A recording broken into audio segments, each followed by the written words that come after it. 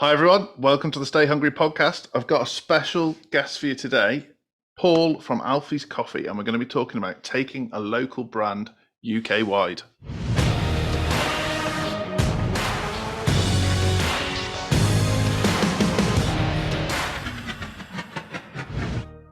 Paul, welcome to the Stay Hungry podcast. Thank you for having me, Joel. Very pleased to be here. I think you're the first guest who I've been on their podcast first. Is it? Am I ready? Wow. I'm You not need to sure. put that in the footnotes. Yeah. I like being on your podcast. We talked about Peppa Pig And theme parks and pro wrestling. So I mean, nothing to do with coffee, but all marketing. Well, I think actually we linked both to coffee and marketing. Yeah, we did, especially towards the end of the podcast. You know, we got a bit more. Like I asked you a few more marketing-based questions on to help, helping people on their journey to marketing wonderfulness. So yeah, it got there in the end. I think probably took us a while to get there, but we got there. So for the uninitiated, who are you? Who am I? Well, Paul. Yeah, I live in Wales with my lovely wife Holly and my two children, Caleb and April. And I am the director of Alfie's Coffee Co. And for the initiated, as you said, the journey started back in 2015 with Alfie's beer bus. That's how we started. I don't know whether you know this, Joel, but I started with I started with an old Ford Transit ice cream van and did events and weddings and all that kind of stuff, food festivals, selling Welsh craft beer, cider, and gin. So that's how we started. That was the baby. Alfie comes from my granddad. My granddad was called Alf, and I named the beer van after him. And then I worked in Spain for 2 years.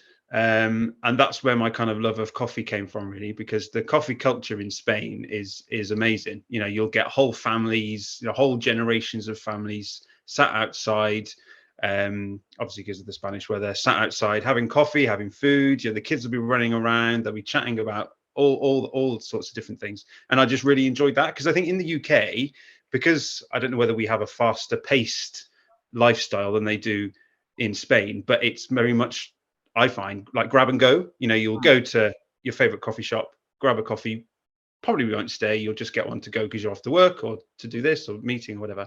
Whereas in Spain, it's like, no, this is our family time. We've done the work. Now we have time for the family. And they stay till, like 9, 10, 11 o'clock. The kids are still running around. And I just love that. I just love that feeling that you got from just having the time to spend with the family and enjoy a good cup of coffee or whatever you're going to drink. And I really enjoyed that. So I wanted to bring an essence of that back with me. And then I started the coffee van, Alfie's Coffee Bus.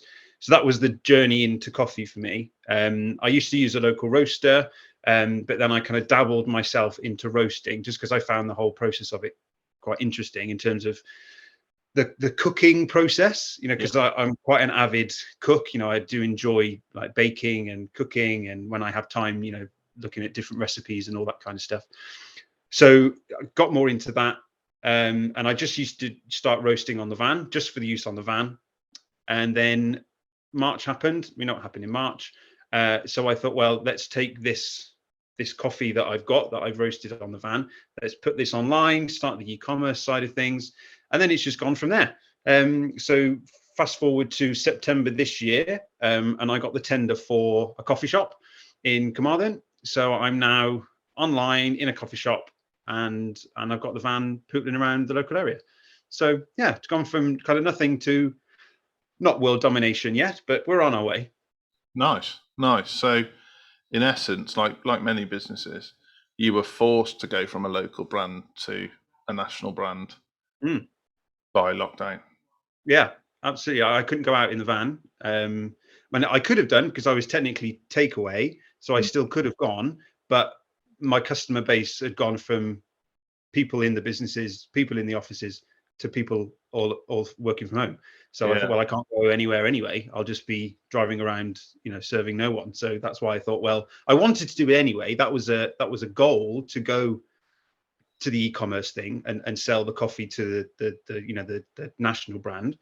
But that, like you said, the lockdown forced my hand to do it. And it's probably the best decision that I've made, really, to start that wheel turning and to start that journey.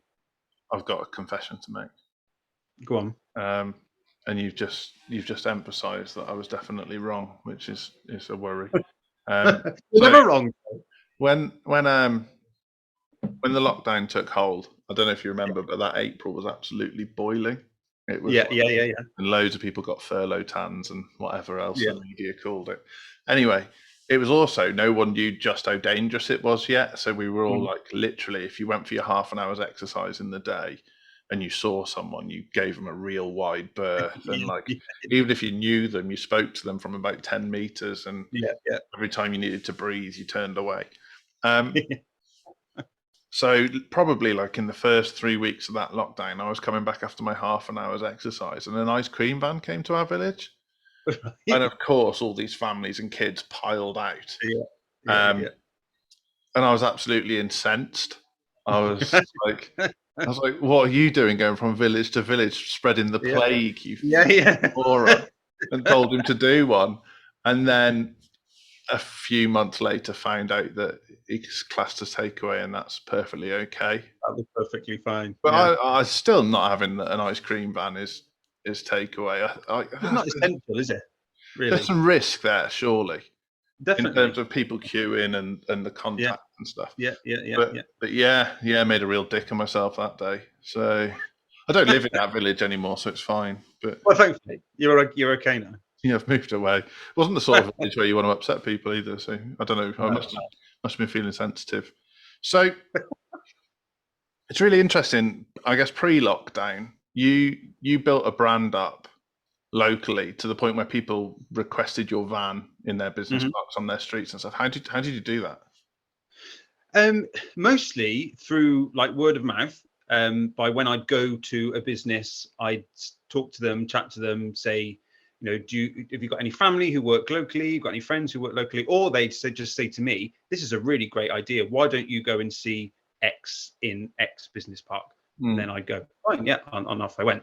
Obviously social. I didn't do any kind of paid advertising back then.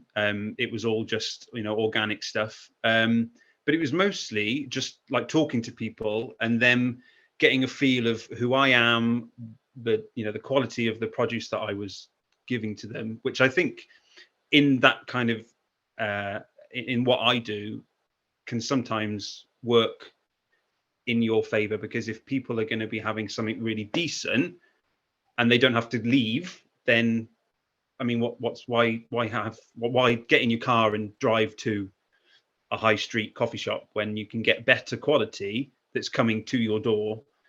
Kind of, it's you know what I mean? And coffee's become one of those things that people have got snobby about. In the nicest possible sense. I include myself in that. Absolutely.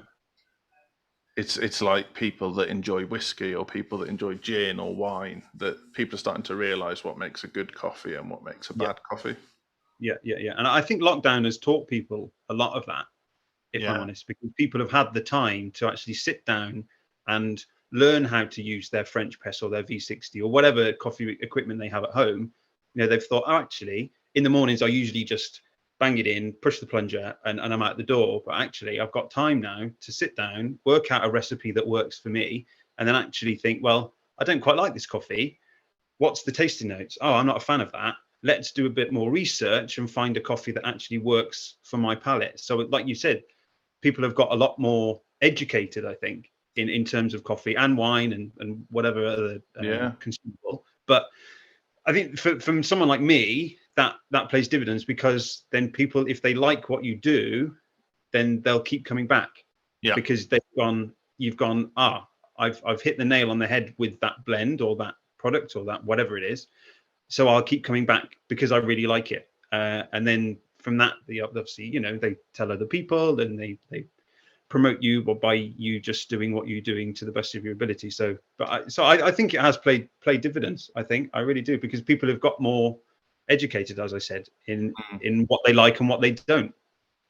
Yeah. So No, that makes sense. So it's very product led, isn't it? Your business in terms of, Yeah, very much so. you know, it's all well and good saying people can run Facebook ads, and you and I have talked about those before, or you can promote a business, but at the end of the day, with something like yours, if the product's rubbish, Mm. it undermines everything Yeah. you've done. But if the product's great, you get momentum that you otherwise wouldn't expect. So it's not like a service business like an accountant, who pretty much every accountant strictly should deliver the same thing. You get your accounts at the end of the year accurate and Yeah. ready to sign off, where not every coffee provider or food and drinks provider does provide the same thing. There's different levels of literally levels of bean. There's different forms of roast. There's blends. There's non-blends. Like, you can be as complicated or as simple as you want with it. Yeah, absolutely. I mean, we've just signed up to a new coffee. It's a coffee subscription service in a way, very new to the market, app based, and the guy behind it, Ben, he's really into his coffee, so he comes at it from a customer point of view as opposed to just a tech point of view. So he's really dialed down into the customer experience, and he's able to, when you go onto the app, you can search really specifically. So you can search for where the coffee comes from. You can search for whether it's single origin, whether it's a blend. You can search for how it's processed, whether it's wet or whether it's dry, or all these certain things that you may not get from another service. Yeah. But because he's come from that service, that customer focus, he knows. And to be fair, he's working with the roasters like myself and others who are on the app. What works for you, what works for us. So it's more to do with the customer interaction. Yeah. And for them to say, like yourself, Joel, you might know you like a medium roast from Ethiopia. Rather than you having to go through reams and reams and reams of different coffee, you can just go medium Ethiopia, search, and there you go, done. Buy in your cart. A minute, you've got a coffee that you're going to know you really enjoy. So it works for me, because then people are going to be searching for something. If I do it, then they're going to buy from me potentially. Yeah.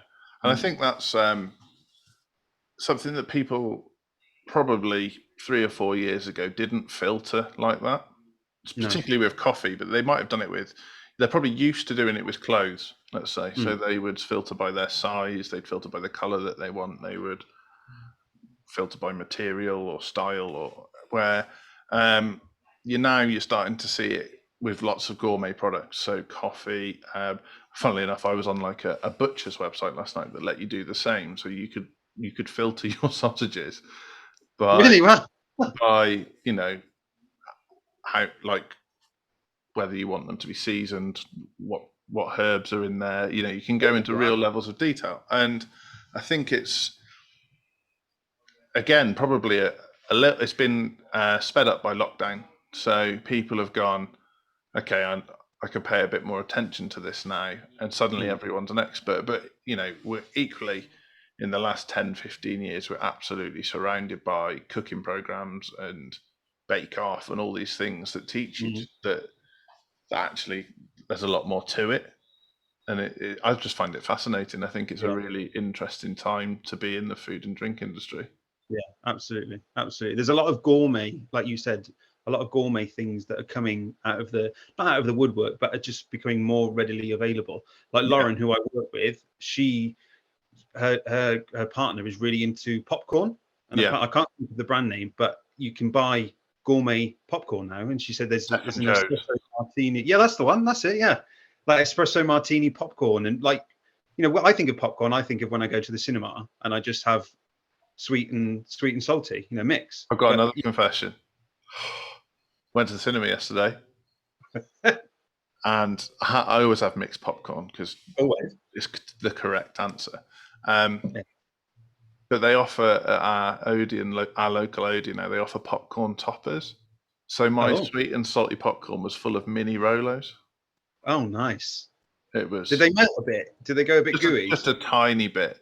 So they're like, they still got they still hold their structure, but okay. Sorry, on the other side of the camera, I've got my PA Hattie looking at me taking show notes. Okay. She's just looking at me like I'm a maniac. So, Yes, Hattie, you are right. He is a maniac. Yes. but honestly, because I've been to America once and I saw popcorn toppers when I went there, but they were like mostly savory ones. You can have like chicken salt or chili and stuff on Yeah. the popcorn. Yeah. And then I saw Rolo toppers. It blew my mind. I was like, Yeah. yeah, that's a bit of me. In Sorry. your local Odeon in Shropshire. Yeah, we've got electric now. We've got Really? running water. I mean, there's a guy who lives in South Wales giving me shit for living in so yeah, I completely lost my train of thought. That was my confession that yeah, everything's going gourmet or artisan or whatever, bespoke, whatever you want to call it. But there's a massive opportunity in that because I mean, there's 60 million people in this country. If you can't find a niche within 60 million people, you shouldn't be in business. Not really, no. Is the reality. Popcorn's a really good one. I was trying to think of. I've seen pork scratchings is going to be one. I think where Yeah. you're going to start to see different flavour pork scratchings. I've noticed Marmite have decided to infiltrate near enough every marketplace now, so you can get Marmite beer, you can get Marmite peanut butter. Peanut butter is another one. Like you can buy a jar of peanut butter for 50p. You can buy a jar of peanut butter for 20 quid. It's yeah. It's like jams, everything that you can make or buy. You can add a gourmet twist to it, I suppose, can't you? Yeah, but then like you go down the rabbit hole. So if you did a taste test and had 5 jams, one that's the bargain bucket jam and one that's a 25 quid jar of strawberry deliciousness, it'd be really interesting to see if you could tell the difference. Because I think with everything, like people say with wine, you reach a point where it's no longer about whether you can taste the difference; it becomes about preference. Yeah, absolutely. Yeah. Like it can only be so good a quality, and then after that, it's more about rarity and different factors. So, do you see that with coffee?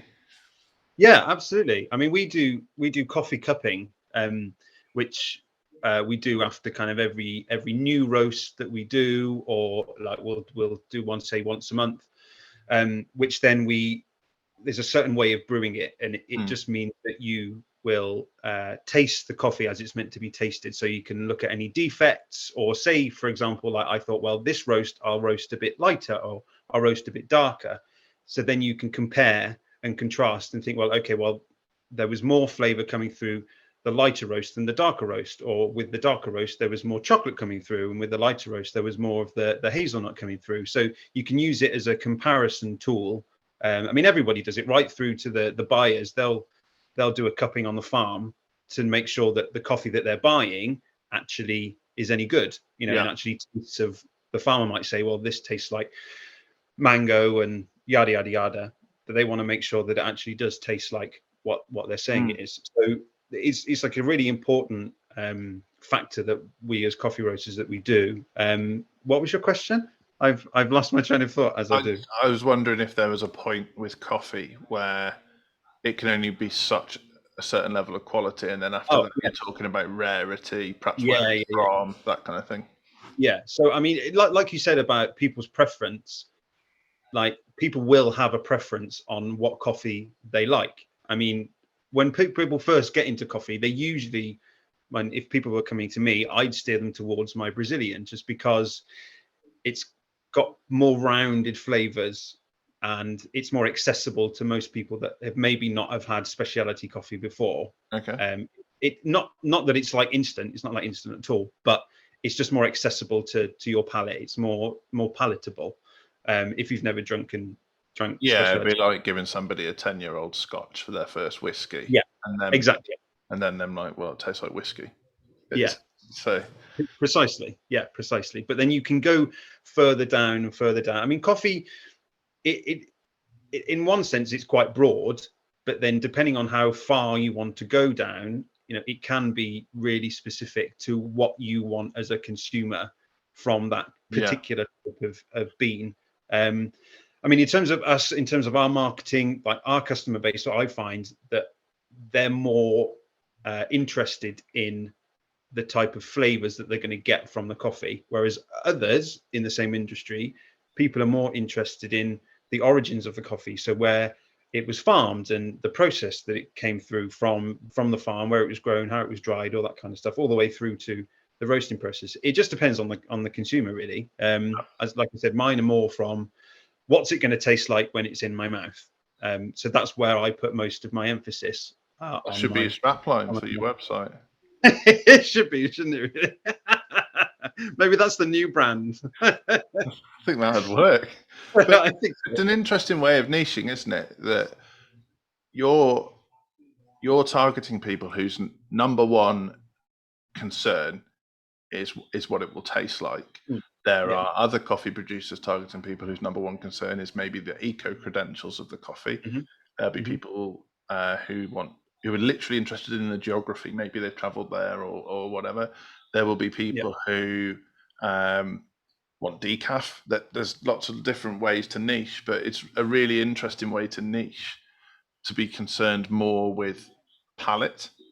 And I'm sure that's reflected in some of your marketing in terms of, I imagine people who are concerned about palate are concerned about fine dining. They're interested in wines. They're interested in dining out rather than always eating in. Perhaps they're interested in gourmet cooking at home. So you can like really play with that with your marketing. Yeah, not just focus on the coffee connoisseur. Look at what's around that kind of bracket, and then look into that.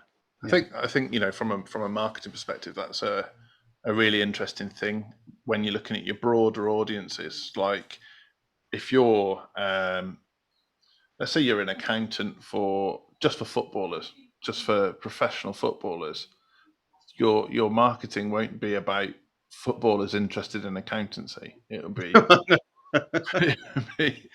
you'd be targeting people based on their level of income, based on their profession, based on what cars they're interested in, based on where they go on holiday. And you can really start to build a picture. And I think that's the same as what you're doing with palette. Yeah. No. So, yeah, it goes. Oh, sorry, go on, John. Well, you bullied me when I was on your podcast, so I did not at all. I felt the questions were deliberately geared towards me, but also questions that I was never ever going to expect. That's what you said, Joel. When we had our initial chat, you were like, I don't want to know what's coming, just go for it. So I did. Yeah, and I thought they were going to be marketing questions. And I got questions such as, if you had to compare coffees to professional American wrestlers, so you're going to have it now. We'll start easy. What's your favorite coffee of all time? And you can't say one of your own. That's my favorite. I'll reply with a question to myself. My favorite coffee to drink, or my favorite coffee bean. So if I went to a coffee shop, would it be that I order? Is that what you want me to ask? Answer? I don't understand what the second bit means. What's my favorite coffee bean? Let's explore that first. So obviously there's different geographical locations where coffee is grown. So are you asking me my favorite coffee that I've had from a certain geographical location or a farm, or are you asking me if I went to my favorite coffee shop, what coffee would I order? Or do you want me to ask? Have you ever listened to the Off Menu podcast? I've not. No. Oh, that's a shit start to this conversation. So I've heard of it. On the Off Menu podcast, it's a dream restaurant, and they can have starter, main, and dessert. Yeah, you've told me about this, John. Yeah. So let's say you're going to the dream coffee shop. Okay. And what coffee do you order? Flat white. So that's the type of coffee. Okay. Right. Yeah, I understand where we're going now. So it's a flat white. What bean has been used to create that flat white? A Yirgacheffe. A Yirgacheffe. Okay. That doesn't sound Ethiopian. So but it's really like, the reason I say that is one of my close friends, Jack, he's also a coffee roaster, and that's one of his like signature beans. And it's a really delicate like fruity flavor. Really specific to that kind of bean. It's from Costa Rica, I believe, and it's just, when you've had one, you've had it. If it's roasted well and made well, because obviously you could be the best roaster in the world, but then give your coffee bean to someone who doesn't know how to use their coffee machine, and it'll taste horrendous. Yeah, sure. So as long as it's made well and roasted well, then that's what I would recommend, the Yirgacheffe. So now I'm going to show my ignorance, but then gives you the opportunity to show your expertise. That's a fruity coffee in terms of its sort of tasting notes. Yes. Yeah. But you would have that as a milk-based coffee, so a flat white, and that works together. Yeah, I mean, it's just because I prefer a flat white, just because you've got the intensity of the coffee, because it's obviously a double shot. Yeah. But then not so much milk, because I don't really like black coffee. Okay.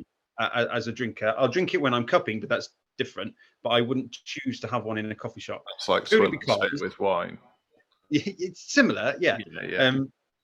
But I enjoy the flavor of the coffee, especially if it's been made well, if a barista knows what they're doing. But then also you get that really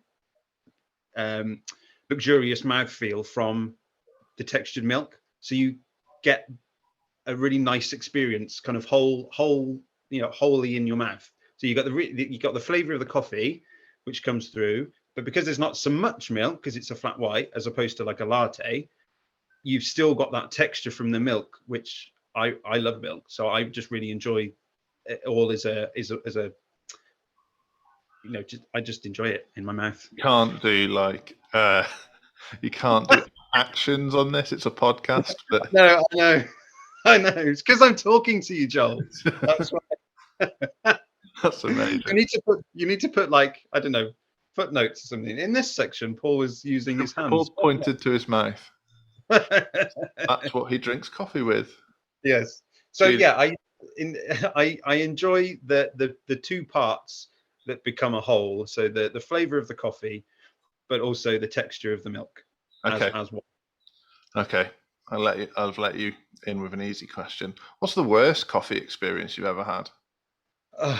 Worst coffee experience. We can't count instant, because let's just say instant is something different. Yes, it's not really coffee. Really. There's a place for it, but it's not. There's a place for it, but it's not what we're talking about. No. Worst coffee experience. That was probably and it's a shame really, because the coffee that this establishment used is local to me, and is very good. But like I said, because the fact that the barista didn't know what they were doing, I asked for a flat white, as I do, and the guy gave it to me in a mug, not a cup, a mug. I'm a generic coffee mug that you would have in your house. The coffee was terrible because he didn't know how to make it, didn't know how to use it. The shot was awful. He didn't compress it. He didn't do any of that. And he didn't know how to steam the milk properly. So he basically put the jug under the steam wand, turned it on, and then took it off and poured it into my vessel. So yeah, that was a terrible experience, which was a shame, like I said, because I know how good the coffee is, but because the end user didn't know what they were doing, then it just, all that hard work from the farm, I'm not sure where the coffee's from, but all that hard work that's come along that journey has been ruined by the spotty 16-year-old in the coffee shop that didn't know what they were doing, which is a shame. Yeah, it's massive. Because I feel like that, because obviously I supply coffee shops and stuff. And if they're doing me a disservice, because the consumers that will drink it won't think it's the barista that's done a bad job. They'll think it's the coffee that's rubbish. Yeah. So they skip the barista, and they think it's the coffee. So that it gives me, or whoever the brand is, it gives them a bad or a what's the word? A tainted reputation. Yeah. Because of the end user, which is a shame. I suppose from your point of view, Joe, like you could give people really sound marketing advice, but then if if they follow it badly, then it might reflect badly on you because they say, well, I use Codebreak and I'm not, my sales have plummeted. So people aren't going to come to you. So it's similar. It's a similar vein. Yeah, the big one for us is we'll generate a lot of leads for somebody, and then they've got no sales process. And so we end up being judged by the fact that they don't know how to sell to those leads, not the quality of the leads themselves. Yeah, but exactly. Same, but different. Yeah, So, yeah. Right. Famous people you've supplied coffee to. Oh, I've only got one. He's an international rugby player from Argentina, Thomas Cubelli. Okay. He was playing in Wales, and he bought some coffee from me. That's kind of nice. It. I think he plays. I'm not sure who he plays club rugby for, but he's certainly an international Argentinian rugby player. Did you get any feedback on his coffee? I didn't know, which is a shame. It was kind of a quick transaction, and then off he went. Flew back to Argentina, but he knows his coffee because his wife was Italian, so he knew his stuff. Yeah, it's risky when you've got Italian wives. Exactly. So, no famous people have walked into the cafe yet? Well, the director of Productled came and bought a black Americano a couple of weeks ago. The director of what? It's like the Welsh version of Coronation Street. Oh right, that's pretty cool. Yeah, it's on S4C. So it's called Productled. So it's like I don't know what it means. But it's the Welsh soap opera. Shall I look up what it means?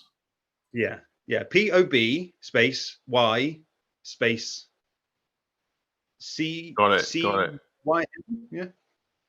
Soap opera started in 1974. I mean, I tell you what it means, but it's all in Welsh.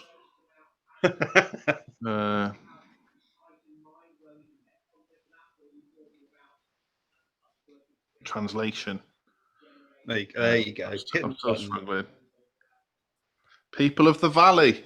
That makes sense. There you go. People of the Valley. There we are. Right. Okay. Yeah. So that's two famous people. Yeah. Well, actually, you've got my brain working now, and also Gary Owen, and he's a BBC presenter. Okay. What does he present? He's like a correspondent. Cool. For like BBC Cymru. So he does the TV and the Wales, the radio. There's loads about Wales. Yeah, just everything about Wales. He's your man. He knows about dragons. He knows about daffodils. He knows about humpback. He knows about sperm. Yeah. All of them. Yeah, all of them. All of them. That's all you need to know. Right, I'm getting you back now. So if you had to compare your main coffees to movie stars, I knew this was coming. Who would they be and why? Right, my main 5 core coffees. Yes. To movie stars. Okay. Let's work this out, shall we? So my first one, Brazilian, Caleb's Roast, Gold Star Award winning, I must point out. And also Codebreak's coffee. Let's just get that in there. Let's get that in there as well. I should add some context. So we like your coffee so much that we now give your coffee to prospects. That's very kind, Joel. There you go. That's very kind. And very kind of you as well. You know, giving free gifts to people. I think yeah, well, kind. You have to give them something nice to receive. So. Absolutely. Okay, so it's from Brazil, flavor of chocolate and hazelnuts. So famous movie stars, did you say? Yeah, movie stars. Movie stars. Can't be people from Publicom, no? Well, I mean, if they remind you of chocolate, hazelnut, and Brazil, then yeah. I don't know anyone on Publicom anyway, so that wouldn't help me. Oh. I know you've asked me about these questions, but I couldn't think of any then, and I can't think of any now. Well, this is making for a great section on This the is podcast. brilliant, isn't it? Aren't we doing well? We were doing so well, Joel. What if I said wrestlers instead? Would that make it easier? No, not really. Not really. I did think maybe I could go down that line, because then that's we've got that in common. Crossover. A crossover, yeah. Yeah, I've bullied you into submission, haven't I? You have, yeah. I'm going to. What are your 5 main coffees? Caleb's Roast, Brazilian, yeah, so chocolate hazelnut. Yeah. Our April's Roast, which is from Kenya, and that is you're looking at stone fruits, so like peaches and caramel. Nice. Colombian is more tropical fruit, and it's got a nice vanilla finish. Decaf, peanuts and biscuits. And our Monsoon Malabar, which is from India, is a lot darker and has flavors of spice and dark chocolate. Nice. So they're my 5. It's quite hard to assign movie stars to those without sounding dramatically inappropriate. Yeah, it is, because it's like, do you go on like an aesthetic of what they look like, or do you look at like their personality traits, or it's quite difficult. Yeah, no, I get it, and it'd be hard to do wrestlers too on that basis. Yeah, that's interesting though. So how come with your decaf one, for example, how come it's not like one of your other ones decaffeinated? Because it has to go through a certain process. Yeah. So there's only certain places that will do it. So the way where my decaf comes from, it's done through CO2. Yeah. So it's basically it's used. Obviously, gas is injected, and then that eliminates the caffeine, but still keeps the flavor of the coffee bean. So there's no chemicals involved, none of that crap. Because you hear a few. There's like CO2 decaf, there's Swiss water decaf. That's it, Swiss water. Yeah, they're the main people to do decaf is Swiss water. Yeah. So if you see a Swiss water decaf, it's just going to taste like a regular caffeinated coffee. Yeah. It's just got no caffeine in it. So yeah, I think people are along that misconception that decaf coffee is like tasteless coffee, but. Yeah. It's not the case. I mean, it might have been years ago, but now the technology is improved so dramatically. You can still get the flavor of whatever coffee was in there prior to going through the process. And that's a really interesting marketing point, isn't it? And I don't know if you do this on your website, but the reason you don't do decaf versions of your other products is because in coffee terms, they don't exist. Pretty much, yeah. I don't think I knew that, and I don't think many people do. No, it's not like you can just flick a button and make it decaf. It has to go through a whole process. I mean, you can get different. Like there is a Brazilian decaf that my suppliers do, but it's not the same flavors as my Caleb. So I couldn't call it Caleb's decaf because it's not. It's a completely different bean from a completely different farm, so it'll taste completely different, even though it's from the same country. That's fascinating. So it like the decaf I've got at the moment is from Peru. Nice. So yeah, it's good. Easier question. What does the future look like for Alfie's? The future, well, the future's bright, I think. Yeah, I had a meeting with Lauren a couple of days ago, and we spoke about the future, funnily enough, and where we wanted to go as a brand and as a business, and where we're going to focus on.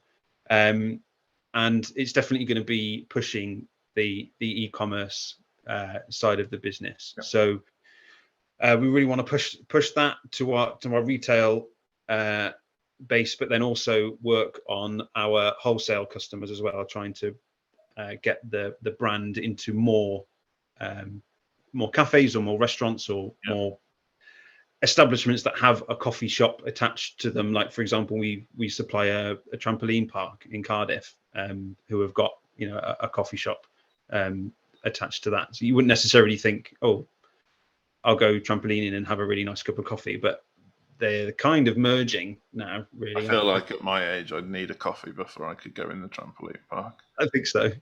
I don't think you'd be the only one. Slush puppy's not going to cut it anymore. I need like a triple espresso. Yeah, I think so. Yeah. Or maybe an adult slush puppy with some vodka in it or something, maybe. That sounds dangerous. Yeah, it does, doesn't it? Yeah, absolutely. So yeah, that's the immediate future. So that's what we're going to be focusing on like in the new year, is really pushing that side of the business and taking that to kind of the next level. Because because of taking on the cafe and taking on Lauren, that's been very like in the past few months. So that side of the business has been neglected somewhat because I've been focusing on those kind of things. But now they've kind of settled. Like Lauren's really hitting her stride on how what she's doing, and you know, she's brought loads and loads to the business in terms of her experience and her ideas and her drive and stuff. So she's been a real, you know, asset. And what I don't want to do is obviously dwindle her experience and dwindle her passion for coffee by her, you know, I say just driving around in the coffee van, but you know, she's better than just more to the table. Yeah. Exactly. And I don't want her to, you know, 6 months down the line to be like, well, this is all I'm doing. You know, I'm still driving around, not doing very much. So she's becoming more of a partnership than an employer scenario as it was when we first started, which is great for me, you know, because then I can really offload ideas to her, and she gives me honest feedback, and she comes back with ideas from her own, which is great for me as well, because like I say, it's just you know, it's just me at the end of the day, and you know, I make the decisions. So if I can be someone there to be like, what do you think to this, Lauren, or what do you think to that, and she can come to me vice versa, and it just works out really well. So yeah, that's the future, is pushing the e-commerce side of the business, pushing the wholesale side of the business, and just creating more of a well-known brand that still delivers, you know, like a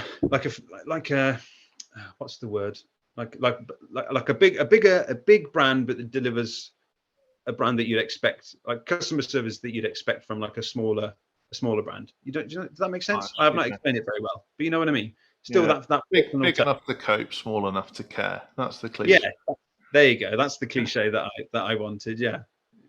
Cool. So when I remember, I ask every guest on the Stay Hungry podcast this question, completely unrelated to marketing or branding, but what's your favorite film and why? Oh, can I have a few? Because I've got. Does it have to be one? Something I talk to our staff about is being indecisive. Is a really unattractive trait in business. I'm not indecisive. I just have a few. Greedy. You've decided on several. Okay, let's do it, and I'll judge you on every one. Okay. The first one is The Jungle Book, the original Disney cartoon. Because one of my fondest memories of Alf, my granddad, is sitting on his lap and watching it on VHS. Yeah. Because I had it for Christmas, and bless him, we watched it on repeat all day, and he sat there and he didn't move. He was probably being plied with whiskey as he was doing it, but that I didn't realize. But yeah, so that's that. And then the second one is Indiana Jones Temple of Doom. Okay. And then Rocky 3. Oh, okay. So Jungle Book, safe answer. Indiana Jones and the Temple of Doom, safe answer. And Andy will be chuffed with that answer. Rocky 3 is where you've tweaked my interest. Is it? Okay. For a start, Rocky 2 is in my list. So, talk to me about it. Well, I mean, the first one, I mean, you sometimes you can't go wrong with the first of any series. But for me, the first Rocky, it's quite a lot happens before something happens, if that makes sense. It's not a boxing film. I think No. people go into it with the misconception it's a boxing film, and it's actually Yeah. a romance about Adrian and Rocky. Yeah, exactly. And I mean, there's a time and a place for that. But it's not when you want to watch a boxing film. No. I mean, I'm not a boxing fan of any degree. Like it's not. We've discovered you like fake fighting, and boxing films are fake fighting. So exactly. So I think I fall in love with the choreography of the fighting. I think I know of. So that's that. It's a bit like Once Upon a Time in Hollywood. Like nothing happens until the end. Yeah, I struggled with that film, but I love Rocky, so I'm really holding my tongue right now. So. Yeah, and then Rocky 2, yeah, but Rocky 3, I don't know. Rocky 3, I think Rocky 3 and Rocky 4 are the ones that do it for me. Like you've invested into the characters, you know who they are, and then he's just building on his character, and he's just got everything for me. So I think the stakes are really high in Rocky 2 because he thinks his wife and unborn child are going to die, and then they don't. And so then she tells him she wants him to win. And before that, he's like a broken man because she doesn't really want him to box. So I love like the realism of 1 and 2. And I think you can stop there if you want films that are grounded. Yeah. Then Rocky 3 starts with him wrestling Hulk Hogan. So exactly. It's like, and I saw a clip the other day that they actually got Hulk Hogan to stand on a box to make him look even bigger than Sylvester Stallone. Did they really? Yeah. So, and but yeah, I mean, you've opened a can of worms here because I know way too much about the Rocky films. So like a new director's cut of Rocky 4 comes out in a couple of weeks, and apparently they like make it way more serious and stuff. But Rocky 3 is like a lot of body lotion and body oil and close-ups of like pulsating muscles. It's very 80s. Pro wrestling, isn't it?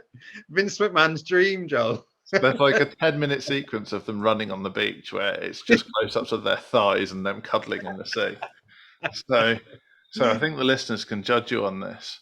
But also Sylvester Stallone goes from being like a real slugger to turning into Muhammad Ali in the film. Yeah, he does. Yeah, absolutely. Yeah. So the final fight is hilarious, and then he decides that his Muhammad Ali tactic's not going to work, and he goes back to being a slugger. Yeah. Confuses everybody. And I think one of the lines is "Stop trying to hit me and hit me." Hit me, yeah. And you know what I love as well? It's Rocky 4, isn't it, where he fights the Ivan Drago. That's the one. And how he can go from Drago can go from killing a man to then fighting Rocky, and Rocky being plummeted numerous times in the head, but still gets up and carries on. I think the line is, "He's not human. He's like a piece of iron." But he does get brain damage from that, which he then recovers from later on to go on to fight Mason the Line Dixon in Rocky Balboa. But that's I know too much about Rocky, like I said. That's a whole podcast episode, John. Honestly, if someone got me on like a movie podcast and I had to talk, if I was on what's the quiz show where you have to have a specialty?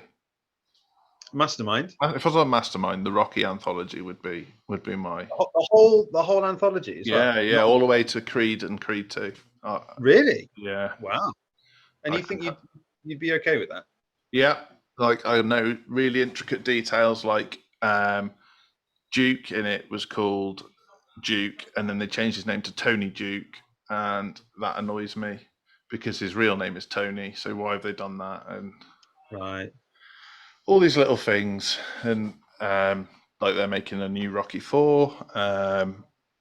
Just all these weird things that I think Burgess Meredith was the original Riddler in the Batman TV series.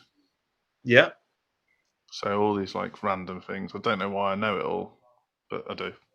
But you do. And are you like that with any other series of films, or is it just Rocky that you're Just really hot? Just Rocky. Just Rocky. Yeah, borderline obsessed.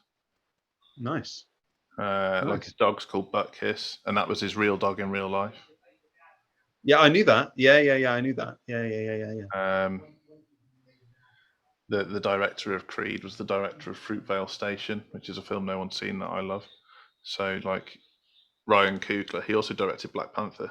So Oh, right. yeah, you see.